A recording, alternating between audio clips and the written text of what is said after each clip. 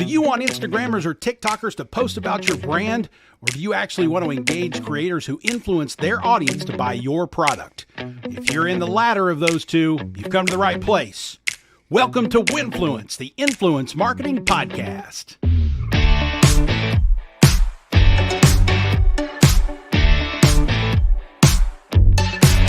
Hello again, friends. Thanks for tuning into Winfluence, the Influence Marketing Podcast. If you follow the conventional wisdom around an influencer's lifespan, you know they start living their best life, then define a strong content niche and build an engaged audience. Then they do lots of brand collabs and make a fair amount of money. Then they diversify and get into creating their own products, services, or even a full-on media platform. Mr. Beast is an example of the latter. Jake Paul is another influencer turned big star. Lily Singh went from YouTuber to late night TV star. Technically, you can add Justin Bieber, Carly Rae Jepsen, Megan Thee Stallion, and many, many more celebs to that influencer success journey. The ones who leverage their influence to launch their own products range from the Kardashians to Michelle Phan. You may remember our chat with Aaron Hefter and Felicia Hershenhorn from July of 2021. They launched Imaris Beauty with Summer Rae, whom I chatted with for an article I wrote around the time. Another previous episode of Winfluence you may recall is my talk with Daniel Stone and Lou Montemayor from Bandolier Media. That was in June of 2021. Bandolier Media is a multiple-time AdAge Small Agency of the Year award winner that earned a reputation for creating influencers. They launched Just a Construction Guy, Unemployed Wine Guy, Duct Tape Man, The Lawn Whisperer. These half-real, half-advertising creations were intentionally tied to brands and created as Instagrammers and YouTubers, regular old influencers. Just a Construction Guy broke off from his original brand collaboration and just became a regular creator influencer. He's a real guy and a real construction guy, too. Well, Daniel Lou and the Bandolier team is up to a variation on the theme. They've used their content creator thinking and inspiration to launch a new product. Roasty Buds coffee hit the virtual shelves last fall. It's the world's first spicy coffee. Since the launch, Roasty Buds has become one of the premier flavored coffees in the world, with variations that include kinda spicy, and extra insane spicy. They recently added Texas barbecue and cherry glazed smoked barbecue flavored coffee. The idea is just weird enough to get attention, which is Bandolier's pedigree. So the agency that creates influencers has now skipped the influencer and created a product. Today on Winfluence, we'll welcome back the Bandolier Media crew to the program to explain how Spicy Buds evolved from influencer marketing and where Bandolier's crazy band of brains are going with influence in 2023. This episode of Winfluence is presented by Scipio.ai, where you can create a consistent flow of authentic user-generated content to fuel paid, earned, shared, and owned campaigns that set your content marketing on fire. One of the main methods of doing that is by shifting your influencer marketing focus to a community influence marketing one. That's where you discover the influential voices in your community of customers, fans, and followers and partner with them to create authentic content that recommends your brand. We've published a brand new ebook called The Marketer's Guide to Community Influence Marketing. It's a step-by-step manual that shows you how to do it. Result is a more cost-efficient way to engage creators and drive word-of-mouth marketing while capturing better performing content for your paid and owned social media efforts. Download the free guide by visiting getscipio.ai/guide. For those of you watching on the stream, we'll throw up a handy QR code you can scan to get there. And folks, this isn't just a 2 or 3 page quick guide. It's a fairly hefty ebook written by me detailing how you can leverage community influence marketing to drive growth in your brand. Getscipio.ai/guide, download the free ebook and start engaging your community today. Heck, with creating another awesome influencer, Bandolier is creating spicy coffee. Daniel Stone, Lou Montemayor, and the Bandolier Media crew are next on Winfluence.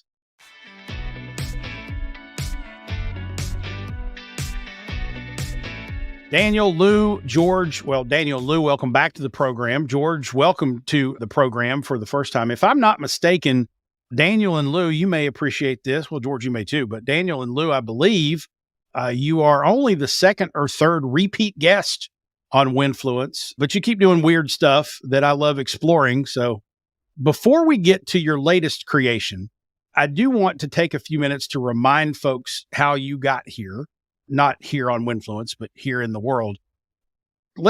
I think the first big viral success you and the Bandolier team kind of engineered, at least in my recollection, was Just a Construction Guy. Take us through that invention real quickly and give us a kind of a reminder on what that was and maybe an update on Omar and what he's up to these days. Yeah, for sure. I like to think our first success was Classic Dad Moves, which I don't know if we've ever talked to you or gone down the weird wormholes with that, Jason. And even before that, we had a project pre-Bandolier Media that Lou and I, this is a funny story and I won't go into great detail, but we were heavily involved in beer pong in America. And we had a little country music song called Beer Pong Anthem.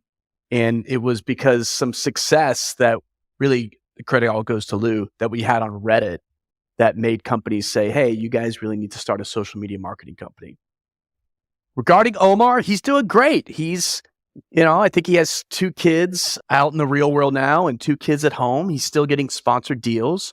We just did a promotion with Lubriderm where I think the video he did on TikTok got over 40 million views. He's happy, healthy, still doing construction and still influencing. Lou, anything I left out there? No, I think it kind of froze there for a bit, so I might have missed a little part of it. But yeah, Omar's definitely still going strong. He loves creating content. He loves coming up with ideas and stuff like that. But yeah, he did a video not too long ago where he did his own stunts. So that was all his idea. We were like, "Are you sure you want it?" He's like, "Yeah." So that was pretty fun. But yeah, so it's still a lot of fun, and I feel like now with how social media is changing with Instagram Reels and all that sort of stuff, and TikTok, of course, there's definitely gonna be a bit of a shift. And so we're excited to kind of like just do more content with him and have some more fun with it, where he gets to show he's a great impersonator. So we're looking forward to doing some stuff where he gets to do some voices and things like that. Very nice. Yeah, and I would say in true Bandolier fashion, we kind of jumped around and didn't answer the original question. But just to give you the quick background of where it came from is we had a coffee client, Cuvée Coffee, and we decided we needed to meet with him in person, the owner. And in one of those in-person meetings, there was just the 4 of us, I believe. He mentioned that he had a lot of construction going on outside, and he was like, it's really cool because his whole brand is about really good craft coffee for just everybody, not just coffee snobs, if you will. And these construction guys were drinking. We said, well, why don't we have a construction influencer?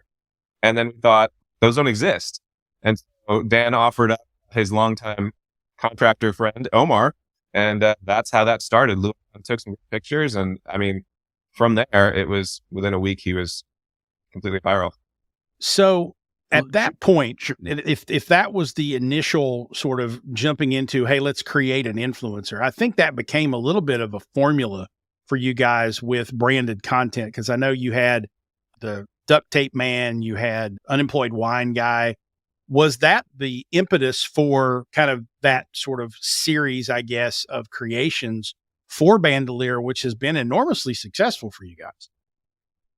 I mean, I can answer that a little bit, then kick it over to Lou, but I think part of it is that we always think, oh, let's create an influencer. It's more, there's something in the world that doesn't exist in social media. Let's just make it. And so that was the whole thing with the Classic Dad Moves, and the same with Omar. And then, Employed Wine Guy, that was very much about pandemic and creating a character that makes sense to him. So Lou, I don't know if you have anything to add to that, but to me, it's just creating something that didn't exist, not just glomming onto what's there.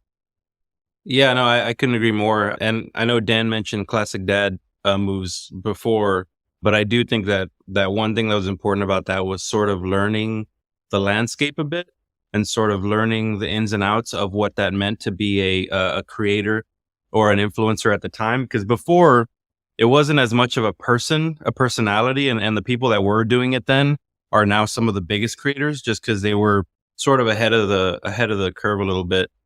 But yeah, learning that and learning the method of like being not necessarily advertising, but just being like this personality, even if it was through memes or just funny videos and things like that, it really helped us to kind of get to this place where we're like, well, there's some things that, like George mentioned, aren't out there. And so sometimes trying to figure out a way to coach people that were out there that were doing the thing. We're like, all right, cool. It felt like there was a lot of like trying to fine tune and micromanage, and like that's the last thing we want to do with creators. We want them to do their own thing. And so we were like, well, let's just make our own thing and just test it out and see how it goes. And then that was a lot of fun, you know, and it was fun to be able to sort of put the creative together and work with the creator. And then, you know, like Omar's a natural, so that made it very easy. And then just as well as Wine Guy's a natural. So it's like, it's a perfect fit. And then, of course, we get to have a lot of fun with it. So, yeah. So, Daniel, you guys kind of married the concept in that process of branded content and influencers. I know you guys do a lot of other branded content. When you're approaching new clients and new projects, I would imagine it's dependent upon the client and the situation, but do you start out thinking, okay, how does either a created influencer fall into this? Or can we go out and find other influencers that might make sense? Or is that just, you know, a tool in the toolbox that you might use if the situation warrants it? Yeah, I would say it's a tool in the toolbox. I mean, we make sure that prospective clients are aware of what we have to offer and what we've done. But we had a project recently with Old Style Beer in Chicago where, you know, they wanted a unique idea, and we came up with a cool idea of boiling a Vienna beef hot dog and Old Style beer. And we thought the best way to bring that to life would be using influencers in the Chicago region. We did use our influencers, but that was kind of secondary just because we kind of had that. But you know, I think we always start, George Lou, correct me if I'm wrong. I mean, I feel like we always start with what's the idea that makes sense. And if it just so happens to make sense that we can work Classic Dad, just a construction guy, or you know, unemployed wine guy into it, we will. But it's more about the idea, how will it be received? Is there a community there? Do we need to create a community for it? Yeah, I would just add that I mean, we've wanted to create something like a Classic Dad for a brand for a long time, but we haven't forced it. You know, so I think that's part of it is we want to do that, but we also know that it doesn't make sense all the time. So it is just a tool. It's not something you want to force. You know, an agency can sometimes be known for a certain thing. Mm-hmm. I don't think we want to be known as, oh yeah, they made this same thing for 5 different clients. So. Well, you've certainly branched off into a new tangent, I guess, if you will, with what I wanted to bring you here to talk about today. So I'll throw this up to any of the three of you, or all three of you, just not at the same time, obviously. I want to know, give us the quick explanation of what Roasty Buds is, and then we'll take a break. And then after the break, we're going to go a little bit deeper and get into the fun meat of the story. So I'll ask the question to the group one at a time. What is Roasty Buds? Experimental flavored coffee. That's it, huh? That was the shortest version. I think that's why Dan went first, because he knew he was going to throw a little bit of a soft answer there. We're going to get into, like you said, the meat in a little bit. But I think the main thing was that, as George mentioned, we worked with a coffee client we still have obviously a great relationship with, and we'll get into that. But one thing that we found didn't exist, and the first product we came out with was spicy coffee, right? So we saw this demand for spicy foods and spicy things in the world. And as a personal lover of spice and somebody who grew up eating spice at probably too young of an age, I very much loved the idea of that. And George and I had been talking about that for years, actually. It just wasn't necessarily a fit for our client at the time. And just not a fit for his style in general. So when we toyed with the idea of the possibility, we were like, well, you know, what's the worst that can happen? We get some samples and try some things out and formulate something. And then if it's absolutely horrible, then we know we failed, right? But when we tried it, and this is coming from, George can speak to this, but he's not much of a spice guy. In fact, he has a pretty low tolerance. But when he tried it, he was pleasantly surprised and he liked it a lot. And so it'd be one thing if I liked it because I'm, you know, into spice, but Dan was kind of in the middle. He's like, he likes spice, he likes coffee. So that was kind of an easy pitch. George. I was in the middle, but when we brought the samples home and my wife tried it, she immediately said, you have to produce this. You have to make this. I want to drink. It was Hatch chili. It was the flavor. And she goes, I want to drink this on a regular basis. And I thought she was really being nice. So I invited over a bunch of neighbors. We probably had 6 neighbors. One guy immediately hated it, but the other people in the community, my other neighbors liked it. And later that day, they texted me saying, "Hey, do you have some more?" And I knew they were being sincere, and I knew we had a winner. Very nice. Okay. I will add to that, George. I was going to say, I wanted George to chime in a little bit, but I think that was an important thing, is that we surround ourselves with people that we always want honesty from. And that was an important part, to see what people thought and what their genuine feedback was. And there was a pretty consistent love for it. So that sort of set us on that path for sure. Yeah, I think my answer would be kind of a combo of the two. An experimental coffee happens to be home with the first spiciest coffee, but then we also brought Mexican chocolate. And so it's not just about spice, it's about just flavors maybe people haven't seen before in coffee. And I think it's working, it's proven to work. So we're excited about that. And that's just more chances to create different, weird, whatever you call them, types of coffee or innovation. So. All right. So flavored premium coffee. When we come back on the show, we're going to find out more about how the brand came to be. We're visiting with Daniel Stone, Lou Montemayor, and George Ellis from Bandolier Media. Don't go away.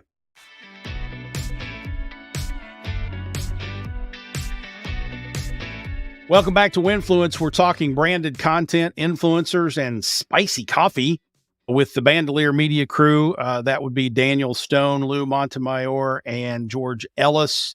So before the break, we learned what Roasty Buds was. Premium flavored coffee. It includes flavors like kind of spicy, extra insane spicy, Texas barbecue, cherry glazed smoked barbecue.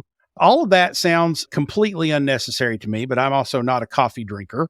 So I'll throw that out there for folks. So Daniel, I guess we should start out with, you guys talked a little bit about what your friends think of these flavors. What's been the early response from customers and taste testers of the brand? Yeah, I mean, it's been interesting. We launched in July. We kind of tinkered around with just organic content, capturing organic emails, and it worked okay. And then we really kicked off a organized Facebook, Instagram strategy on Meta. And once we did that, the sales really started taking off. And, we weren't sure, okay, were people ordering this as a gag gift? Were they going to be a repeat customer and order again? Well, then some interesting things started happening. I would say about 4 to 6 weeks afterwards, we started getting people ordering like 4 or 5 bags at a time. Like, we have this dentist office in Wisconsin, of all places, and every month they order 4 bags of ghost pepper coffee. And I've talked to them to see like, hey, what's going on? This, I didn't think a dentist would really be, especially in Wisconsin, would be downing this much coffee.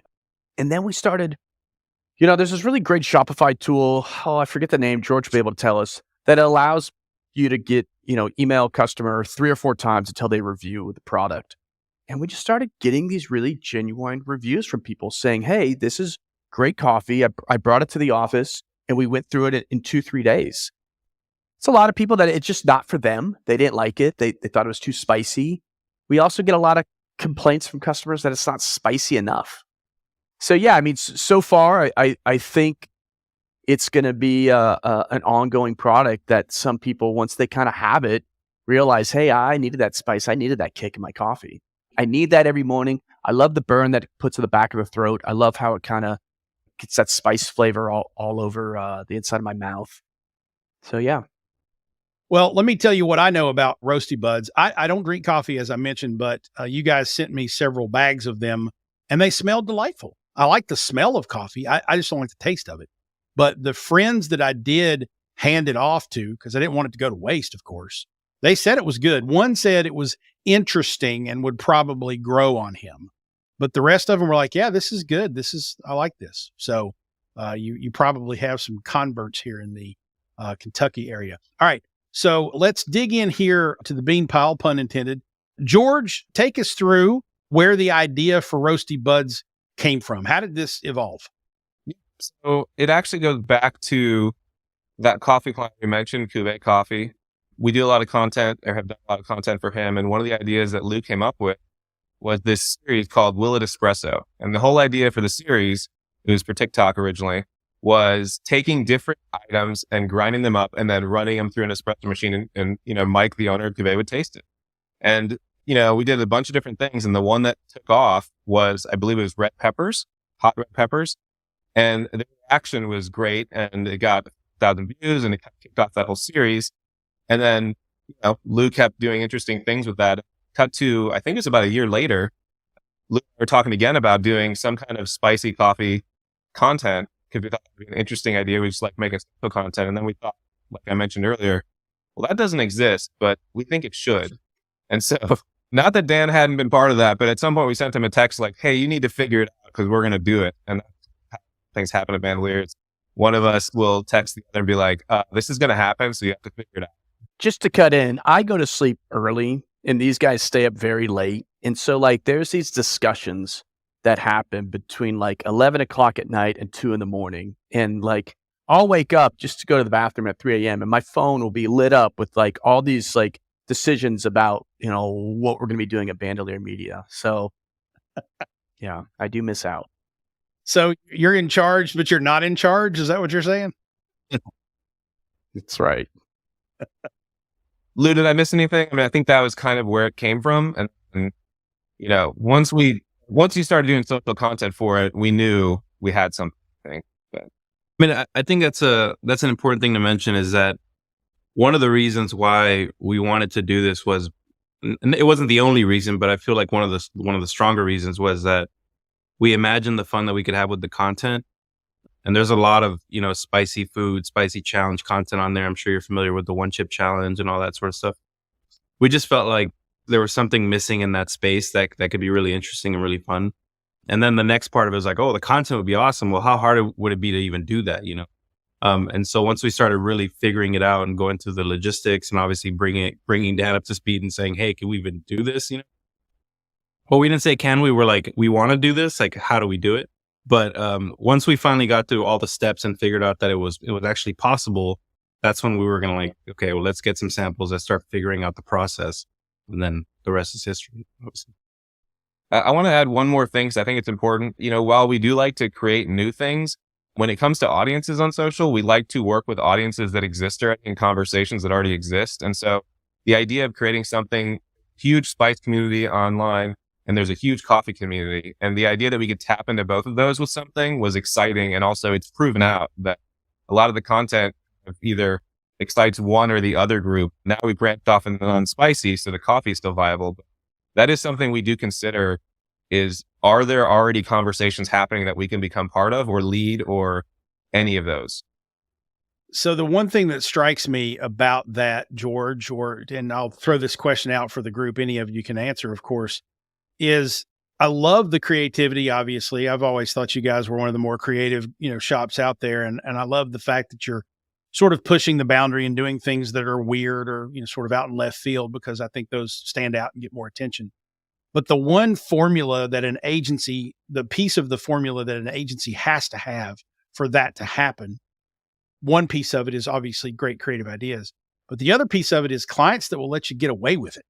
So tell me a little bit about how you approach clients and who you're going to work with and who you're not, or do you do that? Because a lot of agencies will just take all comers, but it seems like almost everything you guys put out there is a client that's okay with giving you a little bit of creative freedom to do something outside the box. And that takes a special approach to new business, to client relations. So what's the secret sauce there?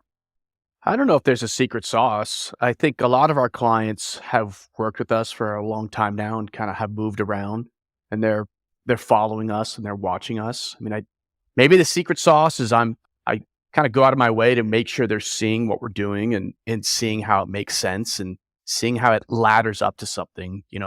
Does it have an ROI? Is it successful? And then the question that we always ask our clients is, if we work together, what would success look like? We do a really good job of setting expectations, making sure we create a very black and white arrangement of what will we walk away from this project? I mean, we're not surprising our clients on, hey, ta-da, here's what we did. We're extremely collaborative with them. We text with a lot of our clients. They're seeing the process, the entire way. I mean, I always think, good clients wants to be heard and understood. And I think we do a very good job at that at Bandolier. Very nice. I'll add something real quick too, is I think that we're pretty open and honest about expectations early on. I think that for clients that are kind of new, maybe they've heard of us, but don't really know exactly how we do things. Like we try to tell them like, this is our style. And there's some that they push back a little bit because they've followed more traditional advertising since the beginning of their brand. But we try to tell them like, hey, just trust us a little bit. Let us try some things out. And then, you'll see that it's going to be more effective than the stuff that you've done before, or even if it's playing it a little bit more safe. And so usually whenever somebody's a little less familiar with that, they're a little hesitant, but we just kind of say, hey, let's do a test so we can show you. And then after that, it's like you could start seeing them open their minds a little bit to the idea of getting a little bit more out there, a little bit more creative. So yeah, it's a bit of a process, but it usually goes in our favor and then in their favor as well because they see the results. George, your thoughts? Well, first I'd say thank you for saying that, by the way. That's nice to hear that when you say nice things about the agency. I mean, I don't think we're any different in that way than other agencies where brands know what they're coming to get from an agency. And so I think if you see some of the things we've talked about, like Roasty Buds or Influence Wine Guy or Just Construction Guy or Casserole Queen or any of those things, plus the client work, that does give a sense of a client, what we might bring to the table when they talk to us. So it's not a big surprise. We're not usually coming to the meeting with Super Bowl spot ideas because that's not really what we're known for. So I don't want to be too, say we're in a box because we're not, but it's nice when someone is already coming to you because they want that kind of idea. And you don't have to convince them fully that, no, we can do an influencer thing that's different. It's helpful. Very good. Great stuff as usual, gang. Daniel, I'll ask you to do the honors here. Tell people where they can find Roasty Buds, the Bandoliers, and such on the interwebs. Yeah, absolutely. RoastyBuds.com is where you can buy all the product. You can also check out this awesome video game we created called at play.roastybuds.com. And then Bandolier, we're bandoliermedia.com. We also own Classic Dad Moves, and we just launched a really cool 8-bit lawn mowing game at classic.dad. We got to work with Google with the launch of the new .dad top-level domains. Very nice. So yeah, you heard that right, folks. They've got video games that go along with lawn mowing and coffee. That's why I love you guys. Y'all are just fucking weird. So anyway, we'll make sure all those links are in our show notes. I'll put this at jasonfalls.co/roastybuds. George, Daniel, Lou, thank you so much for staying weird and coming back to the show to get a little bit of it on us. Thank you. We need to bring you down to Austin to get weird with us on a project or something. I'm waiting on the invite, man. I think we could sponsor this podcast if you would just drink spicy coffee before every show. We're in if you're into it. Well, if I liked the taste of coffee, I would take you up on it, but I have to inundate it with sugar and cream for me to even put it in my mouth. Even better. Yeah. Roasty Buds, another brilliant creative concoction from the strange minds at Bandolier Media. Daniel, Lou, George, and the crew there are really one of the top branded content and creative shops around. Check them out at bandoliermedia.com. That link will also be in our show notes. Did you enjoy the show? If you did, help us grow. Tell someone about Winfluence. You probably know someone who might want to know more about influence marketing or enjoys conversations like the one we had today. Send them to winfluencepod.com or share a link to this episode on your social network of choice. You can just share it on the Twitters. You can share it on the Facebooks. You could share it on the Instagrams, although they don't like links very much. You could share it on the YouTubes in the comment sections of places. You can share it on LinkedIn. You can Snapchat it to people, maybe. I don't even know Snapchat very well, but you can share the link. Winfluencepod.com. Just send people there so that they can subscribe and not miss an episode. If you have a moment, drop Winfluence a rating or review on your favorite podcast app. We are on them all. The show is now on video as well. Just look for Jason Falls Winfluence on YouTube to see the show as well as hear it. Winfluence is a production of Falls & Partners and presented by Scipio.ai. The technical production is by MPN Studios. Winfluence airs along MPN, the Marketing Podcast Network. Thanks for listening, folks. Let's talk again soon on Winfluence.